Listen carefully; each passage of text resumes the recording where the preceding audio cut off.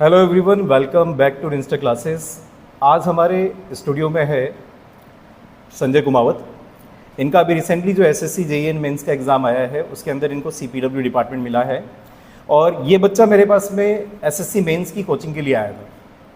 तो इस बच्चे के बारे में ख़ास बात ये है कि हर बच्चे में कुछ ना कुछ खास बात होती है। तो इस बच्चे में मैंने जो महसूस की है ख़ास बात वो ये थी कि इसने अपनी गलतियों से सीखा है।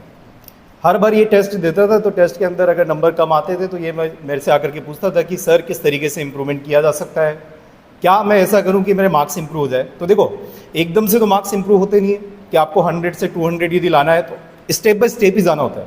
लेकिन अगर आप मेरी बातों को ध्यान से सुनते हैं, ठीक है, समझते हैं, फॉलो करते हैं, क्योंकि हमारे पास में एक्सपीरियंस है, यदि हम कुछ चीज़ बताते हैं तो वो आपको बेनिफिट जरूर करेगी। हो सकता है कि स्टार्टिंग में उस स्टेप को लेने के लिए आपको थोड़े एफर्ट्स लगाने पड़े, आपको थोड़ी मेहनत करनी पड़े, लेकिन मेहनत करोगे तो रिजल्ट्स उसका पॉजिटिव आएगा ही आएगा। उसका जीता जागता उदाहरण हमारे सामने है, ठीक है।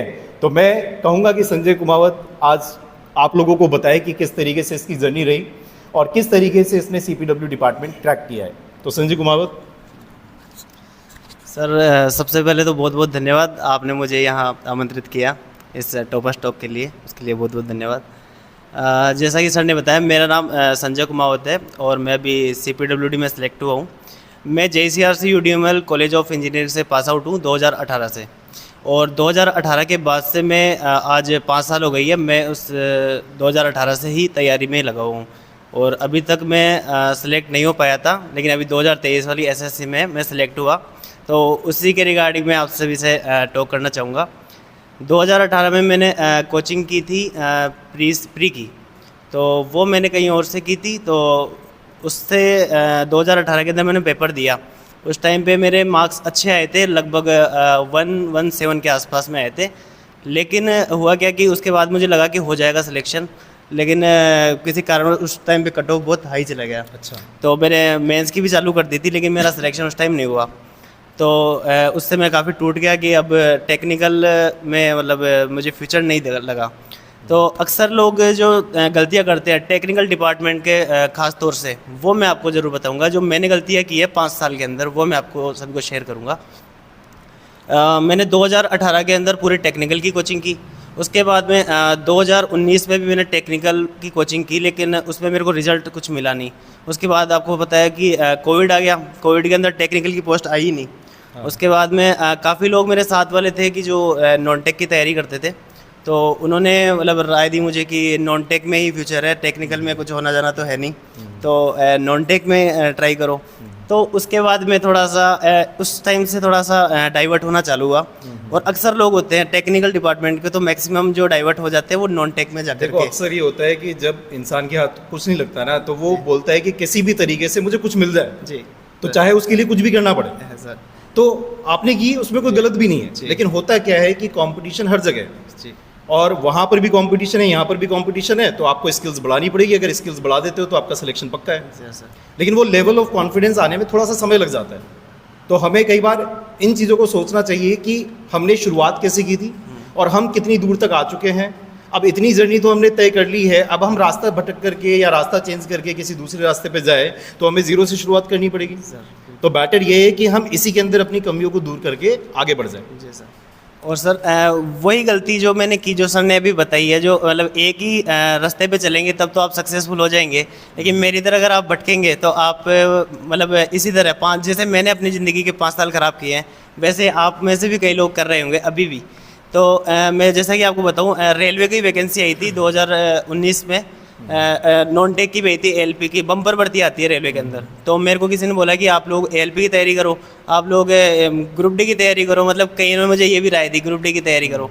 तो उस टाइम पे अब एक आदमी का होता है सर, एक तो होता है कि आपको सरकारी जॉब लगनी है, और एक आदमी का गोल होता है कि आपको ये आपके ड्रीम है, आपको यही बनना है, चाहिए नहीं बनना है। तो उनमें फ़र्क होता है। अगर ये सोचा है कि मुझे सरकारी जॉब लगनी है, तो आप इसी तरह का मेरी तरफ भटकते रहेंगे कि पटवारी आ गया तो पटवारी दे लिया, वीडियो दे लिया, NTPC दे लिया, रेलवे का कुछ भी दे लिया। बेसिकली इनका जो मैं समझ पा रहा हूँ कि इनका आउटकम बेसिकली कहाँ से मिला कि अपनी स्ट्रेंथ को देख करके, अपनी स्ट्रेंथ के हिसाब से ही काम करो जी।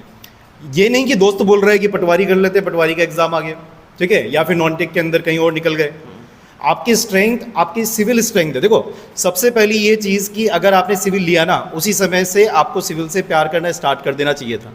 यानी कि बीटेक में कदम रखते ही हमें चाहे कैसा भी एनवायरनमेंट मिला, चाहे कैसे भी हमें वहाँ पर टीचर्स मिले, है ना, कैसे भी हमने एफर्ट्स लगाए, लेकिन एफर्ट्स के अंदर हमें हमेशा थोड़ा थोड़ा कमियों को दूर करके यदि हम कर लेते तो हो सकता है कि हमें रिजल्ट्स अच्छे मिल जाते हैं। और कंपटीशन का ज़माना है, कई बार क्या होता है कि बच्चा खूब मेहनत करता है, सब कुछ करता है, और वो जो दिन होता है एग्ज़ाम का दिन, अगर वो दिन भी अगर मान लो उसका सही नहीं है तो हो सकता है कि उसको वापस एग्ज़ाम में बैठना पड़े, यानी कि उसका सिलेक्शन ना हो। तो ऐसी पॉसिबिलिटीज़ काफ़ी ज़्यादा बनती है। देखो ये बातें बोलते समय ना रोंगटे खड़े होते हैं मेरे। क्यों होते हैं? क्योंकि मैं फील करता हूँ इस चीज़ को कि मेरा बच्चा सामने बैठा था, क्लास का सबसे स्ट्रांग बच्चा था, लेकिन उसका सिलेक्शन हुआ नहीं, और हमारे टेस्ट के अंदर जिनके पीछे नंबर आते थे उनका भी सिलेक्शन हो गया। ठीक है, तो ऐसे बच्चे भी बन जाते हैं, एग्जाम्पल्स बन जाते हैं। तो इसका मतलब ये नहीं कि वो बच्चा ख़राब है, बस ये है कि उसका टाइम नहीं आया, लेकिन टाइम आएगा। और टाइम चीज़ों को बदलने से नहीं आएगा कि आपने अपनी स्ट्रीम ही चेंज कर दी, आपने अपनी प्रिपरेशन का लेवल ही चेंज कर दिया। आपको अपनी कमियों को दूर करनी है और सीधा सीधा रिजल्ट्स की तरफ अग्रसर होना है। जी सर, वो जो कमी आप बता रहे हो कि आपको आपके फील्ड में ही आगे तरक्की करनी चाहिए, उसकी गलती तो हमने कॉलेज से शुरुआत कर दी थी उसकी। कॉलेज से शुरुआत, क्योंकि कॉलेज में, प्राइवेट कॉलेज में क्या होता है, आपको उसमें इंटरेस्ट कब आएगा? जब आप उसके अंदर थोड़ी तरक्की करेंगे, आपको उसमें फ्यूचर दिखेगा। अब कॉलेज के अंदर टाइम पास करवाते थे सब, और सही बात ये है कि उन्होंने टाइम पास कराया और हमने किया। इसमें बेसिकली नहीं, इसमें बेसिकली दोनों की गलती होती है। हाँ बिल्कुल ना, तो बच्चे को पता होता है कि उसको क्या करना है। जी जी। और वहाँ पे एनवायरनमेंट भी ऐसा मिल जाता है कि बच्चा हाथों हाथ जो है साइड में निकल जाता है, और जब उसका बीटेक कंप्लीट होने वाला होता है तब वो सोचता है कि मैं क्या करूँगा, क्या करूँगा सर। तो उस समय से उसकी जर्नी स्टार्ट होती, वो जर्नी आपकी फर्स्ट ईयर में स्टार्ट हो जानी चाहिए थी। पहली चीज़ तो ये। और सर वहीं से गलतियाँ शुरू हुई। उसके बाद में मैंने अभी 2022 के अंदर जो ये मैंने प्री दिया, उसके बाद हुआ क्या कि कुछ चीज़ें, अब जैसे 4 साल जीवन का बीत गया, तो अब सर पे भार भी आता है। तो घर वालों ने ऐसा बोला कि अब उम्र तो हो गई तुम्हारी, तो शादी करवा दी सर मेरी। शादी भी हो गई। तो शादी हो गई, तो उस वजह से क्या हुआ कि अब फिर एक टाइम आता है आदमी का जब उस पे माइंड पे प्रेशर आता है कि अब तो कुछ करना ही है। लेकिन उसके बाद में मेरे जो सरकारी जॉब का जो भूत था ना कि सरकारी जॉब लगना है, कुछ भी बनना है अपन को, पटवारी बनना है क्या, और मैंने पेपर निकाले भी है, लेकिन बन नहीं पाया, फाइनल लिस्ट में मेरा आया नहीं। तब मैंने डिसाइड कर लिया कि अब अपन को एक ही गोल रखना है, अपन को जय नहीं बनना है। अगर अपन ने सिविल इंजीनियरिंग की है, कल को अपन कुछ बन भी जाएंगे, तब ये बोलेंगे बीटेक क्यों की। तो फिर उसी को मैंने सोचा, पिछले 1.5 साल से मैंने ये अपना मोटो डिसाइड किया कि अब अपन को इंजीनियर बनना है और बेस्ट इंजीनियर बनना है। तो उसके बाद में मैंने अच्छे से प्रिपरेशन चालू की, चीज़ों को समझा, बेसिक से चालू किया। उसके बाद में मैंने फिर प्री क्वालिफाई की। उसके बाद में मैंने सामने बैठा है जो दोस्त है, उसी से मैंने राय ली थी कि मेरे को मैथ्स की कोचिंग करनी है, ये यहीं का आपके पास ही रहता है। तो इन्होंने राय दी कि रजिस्टर कोचिंग ज्वाइन कीजिए, तरुण सर है वहाँ पे, आपके डाउट और क्लियर हो जाएंगे। मेरे साथ में 2-4 फ्रेंड हैं, उन्होंने मुझे इसके लिए सजेस्ट किया। और मेरा दोस्त आया भी था, हम दोनों साथ ही आए थे, लेकिन उसमें फिर उसका सिलेक्शन नहीं हुआ है, सिलेक्शन नहीं हो पाया। लेकिन वो बच्चा काफी अच्छा है, उसका होगा सिलेक्शन, कंफर्म हो जाएगा सर। मैं कंफर्म दे रहा हूँ बिल्कुल कि अगर वो अभी थोड़ा जितना मेहनत कर रहा था उसी हिसाब से करता रहे, भटके ना, तो डेफिनेटली अगला एग्जाम सेलेक्ट करेगा। जी सर, जरूर निकालेगा।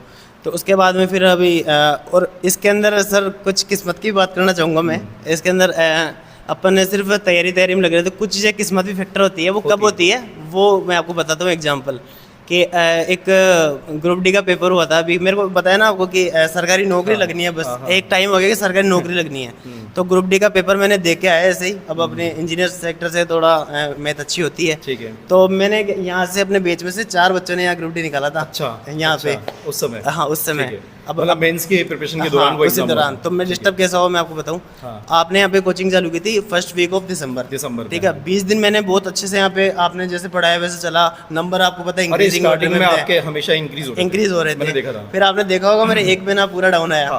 वो क्यों आया मैंने आपको बताया नहीं कभी, लेकिन मैं आज बताता हूँ। उसमें ग्रुप डी का यहाँ से 4 बच्चों का सिलेक्शन हुआ। अब हुआ ये कि ऐसा था कि मेंस में पता नहीं होगा नहीं होगा, यहाँ तो अपना श्योर है, नंबर अच्छे थे, दौड़ लेंगे, 1 किलोमीटर की दौड़ होती है उसमें। अब ऐसा है कि इस मतलब इंजीनियरिंग और ग्रुप डी का तो खैर कोई कंपैरिजन नहीं है, लेकिन एक माइंड में स्ट्रेस हो जाता है आदमी के कि अपन को कुछ तो बनना ही है। सही बात है। तो मैंने मजबूरी मान लो, चाहे से कुछ भी मान लो आप, तो मैंने उसमें दौड़ चालू की। अब कभी दौड़े हुए हैं नहीं, मतलब फिजिकल स्टार्ट कर दिया। हाँ फिजिकल चालू कर दिया। यहाँ पे पढ़ाई छोड़ दी, मतलब कोचिंग डेली आता था मैं। यहाँ पे कोचिंग ली, पढ़ाई वढ़ाई यहाँ पे पूरा रहता था 100%। में लेकिन वहाँ मैंने मेहनत नहीं की। उसके बाद में मैं सुबह दौड़ने जाता, शाम को दौड़ने जाता, पैर में मोच आ गई मेरे। और हुआ कि 18 को फिजिकल था, मैं उसमें भी फेल हो गया और मेरे पैर में मोच आ गई। एक महीने तक मेरे दर्द रहा। अब हुआ कि ना तो मैं इधर करा ना मैं मेंस करा। फिर मैंने डिसाइड किया कि अब इधर के तो नहीं है, तो अब अपन को मेंस की तैयारी करनी है। तो इसमें मेरा किस्मत फैक्टर ये लगा कि मेरे साथ वाले तो जो प्रीवियस ईयर तो पूरा कर चुके थे, उन्होंने ईएस के क्वेश्चन चालू करना शुरू किया, लेकिन मुझे इतना टाइम ही नहीं मिला। तो मेरे को सिर्फ 1 महीने का टाइम मिला था, उसमें मैंने पूरा प्रीवियस ईयर का पूरा जो है अच्छे से किया, क्योंकि मुझे पता था मेरे को टाइम मिलने वाला है नहीं ईएस के। और किस्मत फैक्टर ये काम कर गया कि उसके अंदर इस बार जो था पैटर्न वो पूरा प्रीवियस पे रह गया, तो थोड़ा सा मेरा इसमें ये वाला किस्मत फैक्टर भी काम किया है। देखो किस्मत भी उसी की साथ देता है जो मेहनत करता है। तो जैसे ही आपने लगा कि अब टाइम काफी कम बचा है, तो आपने अपनी पूरी जान उसके अंदर झोंक पूरा, फिर मैंने तो आपने मेहनत की तब जाकर के रिजल्ट मिल पाया, जरूर सर, है ना। तो किस्मत का फैक्टर है बिल्कुल, लेकिन आपने मेहनत भी की। अब आपको क्या लगता है कि जिन्होंने ईएससी स्टार्ट कर दिया था उन्होंने पीवाईक्यू नहीं किए? उन्होंने भी किए थे पीवाईक्यू, किए थे। उनका लेवल ऑफ प्रिपरेशन आपसे नीचे कभी नहीं था, वो ऊपर ही था, ऊपर ही था। जी, जी। लेकिन सीधी बात यह है कि उस 2 घंटे को मैनेज जो किया है वो आपने बेटर तरीके से किया है। जी, जी। आपकी कॉपीज जो है वो बेटर तरीके से चेक हुई है, ये वाला फैक्टर भी आता है, इसमें कोई मना नहीं कर सकता। बिल्कुल, हाँ, ठीक है, चेक करने का फर्क। क्योंकि मैं अपने बच्चों को भी बोलता हूँ कि अगर मैं किसी बच्चे की कॉपी चेक करता हूँ और उसमें उसी बच्चे की कॉपी में 5 दिन बाद चेक करूंगा, तो हो सकता है कि उसके मार्क्स में डिफरेंसेस आ जाए। बिल्कुल बिल्कुल, ठीक है, 2-5 नंबर का सेम आदमी भी डिफरेंस कर सकता है। तो अगर अलग अलग लोग यदि कॉपी चेक करते हैं, मैं मान ही नहीं सकता कि मार्क्स की वजह से डिफरेंस ना आए। बिठा दो हमारे सामने और एक ही बच्चे की 5-5 कॉपी जो है फोटोकॉपी करवा के उनको दे दो, तो उनके मार्क्स में डिफरेंसेस आ जाएंगे। तो ये बच्चों के साथ अन्याय भी है, ठीक है। लेकिन ये ठीक है, पेपर है, हमें सबको करना पड़ता है, तो कर रहे हैं उस तरीके से। और सर जो अभी एसएससी 2023 के जो एस्पिरेंट्स हैं, उनके लिए मैं कुछ बोलना चाहूँगा, जो मतलब मैंने अपनी गलतियों से भी सीखा है और मैं आपको भी बताना चाहूँगा, जो आप अभी भी कर रहे होंगे। सभी के नोट्स भी क्लियर होते हैं और सभी की मतलब तैयारी कर रहा है वो अपना 100% तो देता ही है, लेकिन उसमें तैयारी का और क्या अपन चेंज कर सकते हैं। आप नोट्स तो पूरे रिवाइज करके रखते ही हैं, पूरे नोट्स भी प्रिपेयर होते हैं, थ्योरी पूरी होती है, कंप्लीट होता है, लेकिन आप लोग मॉक जो टेस्ट होते हैं, मॉक टेस्ट, उनको हमेशा लगाते रहिए और उनको एनालाइज करना। 2 घंटे को कैसे मैनेज करना जी, है, जी। उसमें आपको मास्टरी करनी होगी। जी जी, अगर उसके आप मास्टर बन जाते हो तो आप फिर सिलेक्शन ले जाओगे। जी, अब राजस्थान जेईएन की भी एग्जाम थी, तो मैंने उस टाइम भी यही गलतियाँ की थी। मेरे नोट्स पूरे क्लियर थे, मैं बुक्स पे पूरी पीवाईक्यू भी कर रखे हैं, मैंने सब कुछ कर रखा है, लेकिन एक जो उस टाइम पे जो 2 घंटे का जो टेस्ट बुक के अंदर या फिर आप जो भी मॉक देते हैं, वो आपको अगर मैनेज करना आ जाएगा। देखो एक चीज़ मैं बताता हूँ आपको, पूरे राजस्थान के अंदर कम से कम अभी भी 2 से 3 हज़ार बच्चे ऐसे हैं जो कि लगातार एग्ज़ाम्स दे रहे हैं, अलग अलग एग्ज़ाम्स दे रहे हैं, स्टेट लेवल का एग्ज़ाम दे रहे हैं, सेंट्रल लेवल के एग्ज़ाम दे रहे हैं, और वो कभी 1 मार्क्स से रह जाते हैं, कभी 2 मार्क्स से रह जाते हैं। अगर वो लगातार इस तरीके से रह रहे हैं, तो मैं आपको बोल रहा हूँ, गारंटी से बोल रहा हूँ कि आपकी प्रिपरेशन में कहीं ना कहीं पे तो लैकिंग है।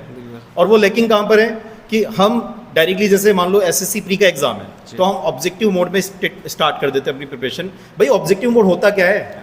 आप लोगों को बेसिकली अगर सिविल का पेपर देना है तो सिविल के अंदर आपको मास्टर बनना पड़ेगा, आपको बैटर बनना पड़ेगा। बैटर से भी कुछ नहीं हो रहा है, आपको बेस्ट, मतलब जो है, जो टीचर सामने पढ़ाता है ना, उसके लगभग आसपास का लेवल आपको अचीव करना पड़ेगा, तो आपका सिलेक्शन होने से कोई नहीं रोक सकता, ठीक है। और टीचर यहाँ पर जो बोलता है वो शब्दों में बोलता है, engineering is all about imagination. आपको इमेजिनेशन करना पड़ेगा, आपको चीज़ों की समझ डेवलप करनी पड़ेगी, आपको प्रैक्टिकल एग्जाम्पल्स ढूंढने पड़ेंगे कि इंजीनियरिंग कहाँ से डेवलप हुई है, आईएस कोड ने ऐसा कैसे बोला है।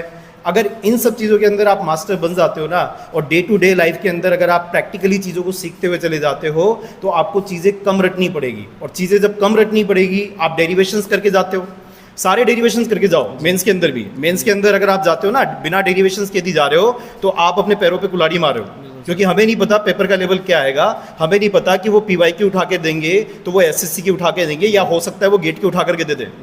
तो आप लोगों को अगर समझ होगी टॉपिक की, आपको जो है कंसेप्ट्स क्लियर होंगे, आपको एक एक डेरिवेशन करना आता होगा।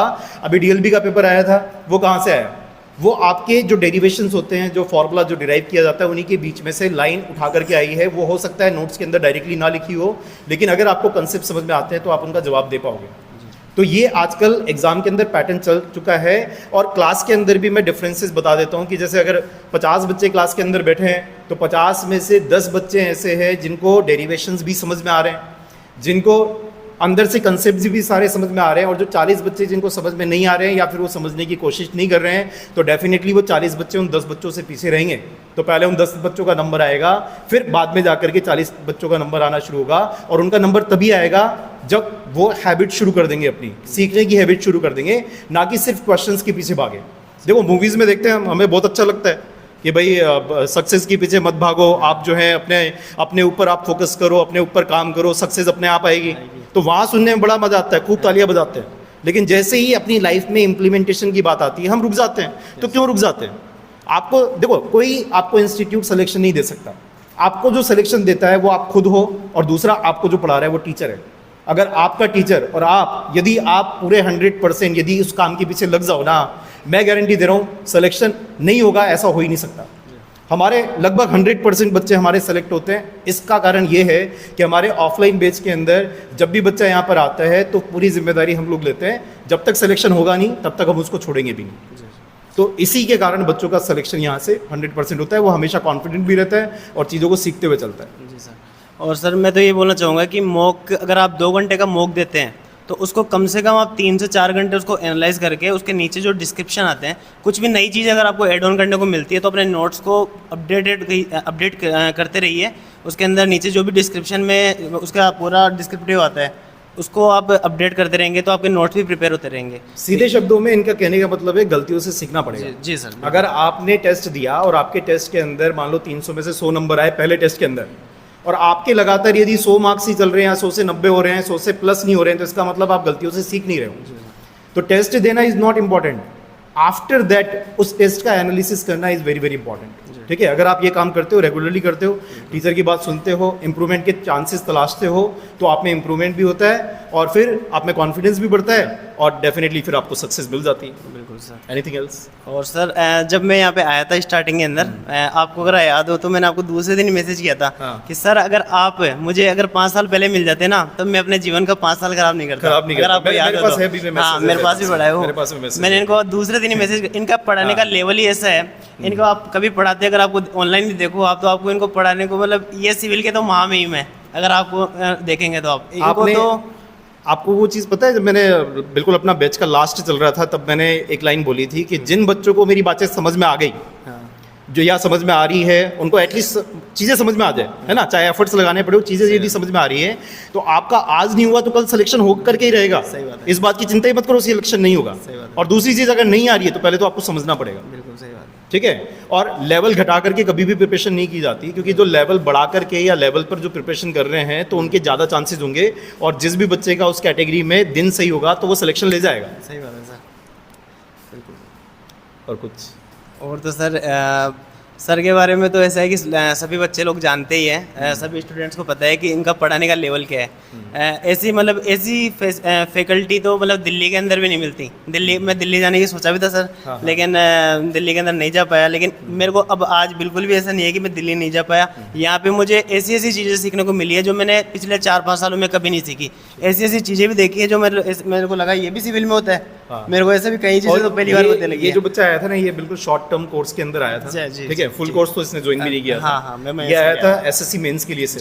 तो अगर ये बातें ये फील कर पा रहा है एसएससी मेंस के अंदर, तो हमारा जो इवनिंग में जो बैच चलता है, जो ऑफलाइन बैच चलता है, उसके अंदर यदि आप बच्चों से रिव्यूज लोगे तो आपको पता लगेगा कि वो बैच कैसे चलता है। हम सर वो साथ में जो और भी साथी थे वो ये डिस्कस करते थे कि मतलब कि आप 2-3 महीने में हमें पूरी सिविल का मतलब इतना ब्रॉड तरीके से, जो मेंस में आपको पता है सिर्फ क्वेश्चन करवाते हैं बाकी कोचिंग से, आपने पूरा उसका डिस्क्रिप्शन दिया है, आपने पूरा उसको डेरिवेशन भी दी है, सब कुछ करवाया है। तो मुझे लगा कि आप 2-3 महीने के अंदर मतलब इतना पूरा सिविल का पूरा खोल करके पूरा बता दिए, तो मतलब 1.5 साल के अंदर तो पूरा सिविल ऐसे याद हो जाए, मुंह पे याद हो सकता है। लेकिन सबसे बड़ी जो दिक्कत चलती है ना हमारे जैसे लोगों के साथ, या हमारे लाखों टीचर्स हैं हमारे जैसे जो कि कैमरे को ज़्यादा फेस करते नहीं है, लेकिन अब हमें भी कैमरे को फेस करना पड़ रहा है। वरना हमारा जो ड्यूटी था ना, हमारा एज ए टीचर हमारी ड्यूटी हमेशा ये रहती है कि आओ क्लास के अंदर पढ़ाओ और एकदम कंसेप्ट पर फोकस करो, सब कुछ कर लो, है ना। लेकिन होता क्या है, अभी मार्केटिंग चलती पूरी, है ना। जैसे बहुत बड़े बड़े इंस्टीट्यूट है, नाम नहीं ले सकते अपन, ठीक है, बड़े बड़े इंस्टीट्यूट है, सिर्फ मार्केटिंग के अंदर पैसा खर्च करते हैं। अभी मैंने एनालिसिस देखी थी, बड़े बड़े जो ऑनलाइन के अंदर अभी क्रिएटर्स आ गए हैं, तो उनके अंदर हार्डली 10% अमाउंट टीचर्स पर स्पेंड किया जाता है, बाकी 90% उनकी टीम बनाने में, टेक्नोलॉजी डेवलप करने में, और उसके अलावा मार्केटिंग पर, मार्केटिंग में लगभग 50% से ज़्यादा अमाउंट वो खर्चा करते हैं। तो हमारा देश किस तरफ जा रहा है? अगर टीचर्स जो कि बेसिकली टीचर्स और स्टूडेंट हैं जो कि सिलेक्शन दिलाते हैं, क्वालिटी इंस्टीट्यूट कभी नहीं दिलाता कि इस इंस्टीट्यूट ने सिलेक्शन दे दी, गलत है, उस टीचर ने सिलेक्शन दी। तो मेरे हिसाब से ना अब आगे से बच्चों को यही बोलना चाहिए कि अगर आप किसी भी XYZ इंस्टीट्यूट में पढ़े हो तो आप ये मत बोलो कि मेरा इस इंस्टीट्यूट ने सिलेक्शन दिलवाया है, अगर वहाँ के 4 टीचर अच्छे हैं तो आप उन चारों टीचर्स का नाम नाम लो। ले सकते हैं, मैं ये चाहता हूँ हमेशा के लिए, है ना। कहीं भी किसी भी इंस्टीट्यूट से पढ़े हो आप, तो वहाँ यदि 15 टीचर्स है तो 15 टीचर्स में 4 टीचर्स तो टॉप के होंगे। जी, जी, तो आप इंस्टीट्यूट का नाम मत लो, बेटर ये है कि आप टीचर्स का नाम बिल्कुल लो सही कि हमारा जो फ्यूचर बना है, हमारी जो कहानी वो इन टीचर्स की वजह से है। जी सर। और जैसा कि आपको होता है प्राइवेट कॉलेजेस में कुछ ज़्यादा सीखने को मिलता नहीं है, और सर तो IIT दिल्ली से हैं तो इनको तो काफ़ी ज़्यादा नॉलेज है। हमें तो कुछ मतलब कि बहुत कम सीखने को मिला है, लेकिन यहाँ आने के बाद में हमारा नॉलेज का जो लेवल है ना सर बहुत ज़्यादा बढ़ गया है। ऐसे सिविल में एक इंटरेस्ट भी जगा, और उसके बाद में हमने देखो आज सक्सेस हमें मिली, वो बिल्कुल उसमें आपका पूरा आता है। तो सर बहुत बहुत धन्यवाद इसके लिए। खुश रहो, और यहीं पर हम वाइंड अप करते हैं सारी चीज़ों को, ठीक है। Thank you so much for watching.